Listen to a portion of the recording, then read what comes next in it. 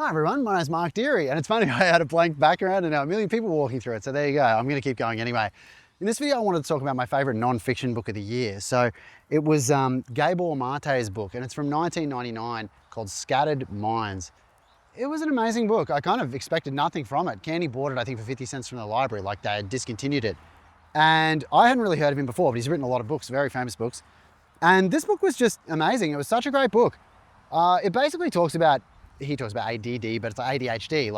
And in 1999, I guess it was probably a very fresh perspective. I'm not sure how many books were published about that. I haven't read an extensive amount of ADD or ADHD literature. But this book was so good, and it's funny because I've always had probably tendencies towards ADHD. I have no diagnosis. And years ago, I read a couple of books because my oldest daughter does have ADHD. And yeah, it was really interesting because when I read those books, it was like, yeah, you know, I'd have like 3 out of the 10 things in the list or whatever. So I was like, I don't know. And so, you know, I was kind of like, maybe not, I don't know.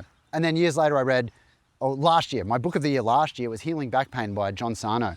Was that last year or the year before? Might have been 2023. Such a good book. And I've talked in a lot of my videos about how one day I'll talk about TMS and ADHD. And here I am, I'm talking about them now because this book was so good. Total surprise.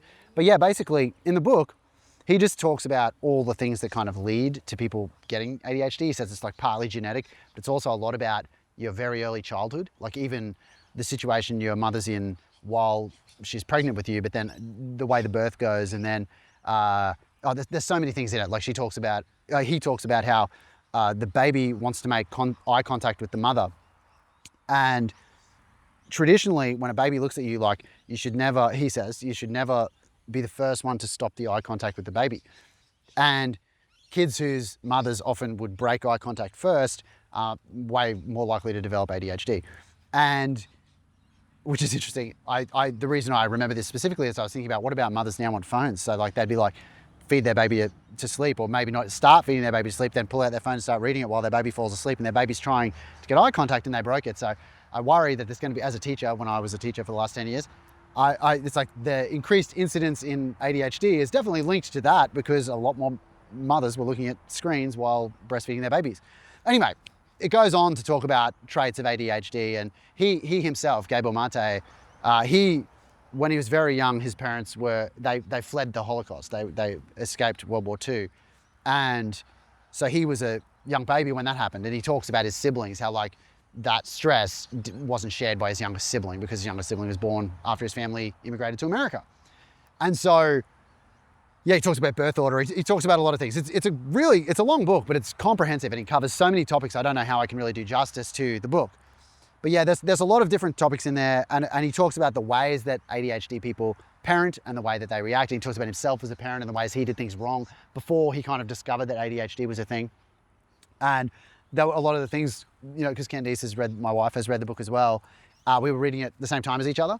And there's things in it where it's like, oh, we did that wrong. But there's things in it like, oh, we, you know, organically just managed to do that right. So yeah, so there's some things we did right and some things not so right.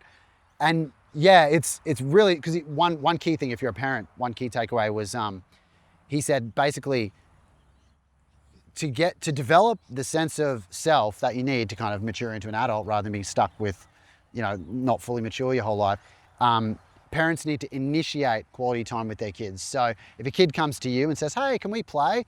You don't need to, or not don't need to, but you aren't going to get the kind of mental points in security that your child needs. Whereas if you went to them and said, hey, let's go throw a ball, or hey, let's do something together, play a board game, or draw, whatever. If you initiate the time, they're like, oh, I can rely on this person. This person's safe and secure for me. So that's something that, you know, we kind of have done and need to do more, obviously, because often you'll react. Your kid wants your attention. You give them the attention when they want it. The rest of the time you do whatever's important to you. But yeah, initiating time together. Thankfully, me and Candy both appreciate quality time. So we do initiate things with our kids.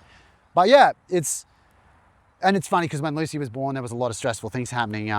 Candice's dad got sick, he had cancer, so kind of that stress, I'm sure. And we moved from Brisbane back to Maryborough, where we were originally from, to look after him in his final time. And so I'm sure that stress is one of the contributors for Lucy. We did a lot of reflecting on it after reading this book. Anyway, it was an excellent book, extremely well written, very, very good. And he's written a lot of other books, so I'm going to definitely, in 2026, I'll read a lot of his newer books. there's a few things for me, because like I said, I don't know if I have ADHD, but there's good lessons for everyone. And I think a lot of the things like ADHD, I think TMS, which is a whole other thing, maybe I'll talk about that a little bit in this video, by John Sarno. I don't know if he introduced it, but he talks about basically where people will get pain in their body. So like you'll get a sore knee or a sore back or a sore something when you repress rage. So instead of feeling your emotions, you hold your emotions and you don't cry, you don't, get angry, you don't whatever, and you hold them in. And so your body, to distract you from those things, will give you pain somewhere in your body, rather than you having to deal with the emotions that you're repressing. You're not getting angry, or you're not getting sad, or you're not whatever, letting out emotions, because you get taught to hold those in. You can't, it's not appropriate to have that emotion here, or this isn't, don't, have a temper, or don't be so sad, you're a man, whatever. Anyway, so TMS, I think all of it, all these issues, and like I'm reasonably convinced now that cancer is caused by some sort of like repressing things, or some sort of trauma related. I don't know, because there's books on trauma as well. That's another thing which I've read a few books on this year. So it's an interesting field which I'm kind of only just getting into. But I do highly recommend the book Scattered Minds, whether you think you might have ADHD or whether you might know someone with ADHD. I think just existing in the world, just reading this stuff it's really fascinating. To think it was written in 1999, I kind of wish I'd heard about it and read it much, much sooner, because it was really, really insightful. It was just an insightful book, well written. It was non-judgmental, like, because he had it himself. It was just, yeah, it was a really good book. I highly recommend it. There was an idea, I took a lot of notes while let me just pull my phone out. I took a lot of notes while I was reading. I always take notes when I'm reading books. But there was a couple of things that I thought applied to me. And I mean, I don't know, like I said, if I have ADHD, but these things apply anyway. And I'm like, well, they're good things to kind of tell yourself, no matter what you have. He said, acknowledge there's a good chance you'll fail instead of always thinking you'll be successful at something. He said ADHD people have high standards.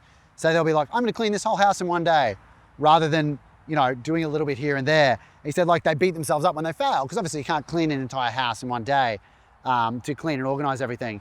And so he said it's not all or nothing. Like life doesn't need to be all or nothing. So you need to forgive yourself, go easy on yourself, rather than what most ADHD people do, which is set themselves up to fail before they even start. And I always think about that for me, like with scheduling. I'm always terrible at scheduling, and then I'll be late for something or not get it done on time, and I'll beat myself up about it. So anyway, like I said, I don't know if it's ADHD, but the book was really cathartic. It was really, I'm getting mozzie bitten again like I always do.